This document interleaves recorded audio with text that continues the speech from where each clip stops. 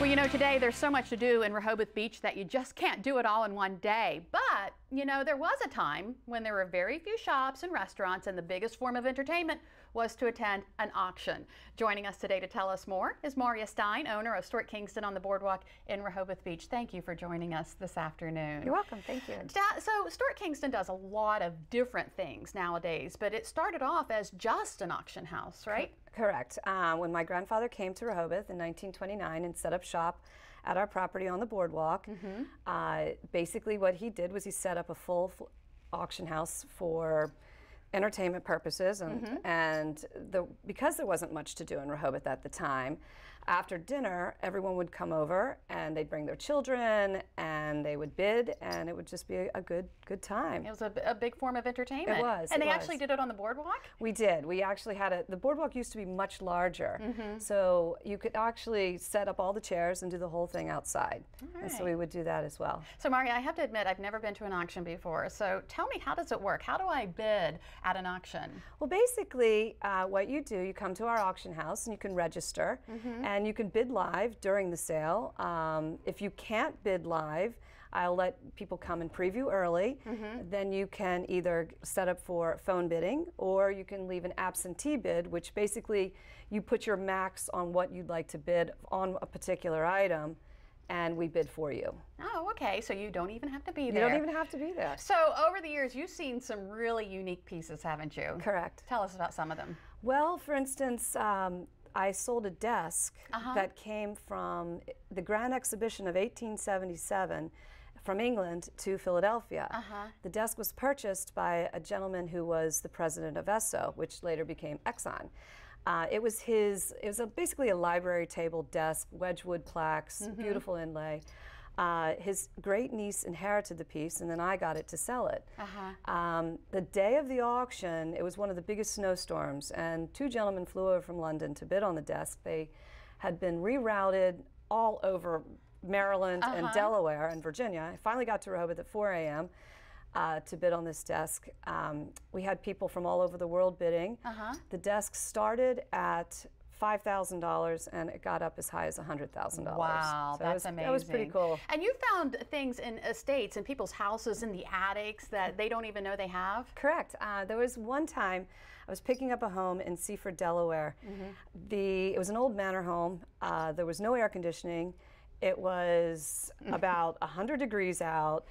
It was a 3-story home, and then I was on the top floor in their attic going through boxes and spider webs, and I found a whole collection of Madame Alexander dolls. Really? And a couple days before the auction, the client called and said, "Those dolls aren't ours." I said, "Oh, yeah, they are." And they were shocked because they brought quite a lot of money. Wow. Okay, so you brought some items with you. Tell us about what you have here. Okay. The items that I have here today came from an estate. The woman lived in Bethesda and had a home in the Henlopen Hotel. When she passed, her lawyers brought me the jewelry to sell. Oh, okay. So all this here is hers. For instance, we have a gold, I guess you'd almost call it wind god. Okay, ring. all right. This is a ring. Yeah. That is amazing. She had a lot of enamelware pieces, so this is a lion. We have a dragon. She loved animals, so I've just brought a few samples. Yeah. We've got the frog pin. Oh my goodness. And I gotta hold this up so you can see it. This is a frog pin. It looks like he's crawling.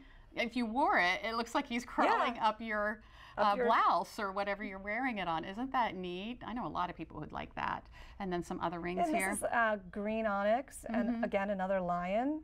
And then we have a really sweet engagement ring here. And some pearls with multi-stones, semi-precious. Yeah, very beautiful. Now, tell me, I understand that you found an item that has to do with Jimi Hendrix. Oh, yeah. There's a great painting that we're selling by an artist by the name of Denny Dent. He is known for painting celebrities, basically musicians. This guy could not paint a straight line. So he basically, it's splash art. The painting is about 7 feet tall by 4.5 feet wide. Wow. Crazy painting. Yeah, and you have something for sports fanatics? We've got lots of autographs. Yeah. Mickey Mantle, Nolan Ryan. Really? I have one gentleman in Florida who's getting rid of his whole collection of autographs, so I've been selling it slowly over the past couple years. Okay, now you have a multi-estate auction coming up. Tell us about that. When is it? Okay, the sale is on Saturday, July 18th. Going to be held at our auction house. If you can't actually be there to bid, we also have online bidding. Okay. So you can be home on your computer bidding at the same time as the auction. And the doors open at 9, auction begins at 10. Yes. Mauria, thank you so much. Very interesting items. And if you would like to learn more about these auctions, consignment, and Stuart Kingston, just visit WBOC.com, click on our picture at the top of the page. Certainly some beautiful works of art here. And coming up next, I'm hoping to make something just as beautiful. That's because Jimmy and I are off to the kitchen to go head-to-head in the 5-minute recipe challenge. Trust me, I've got this.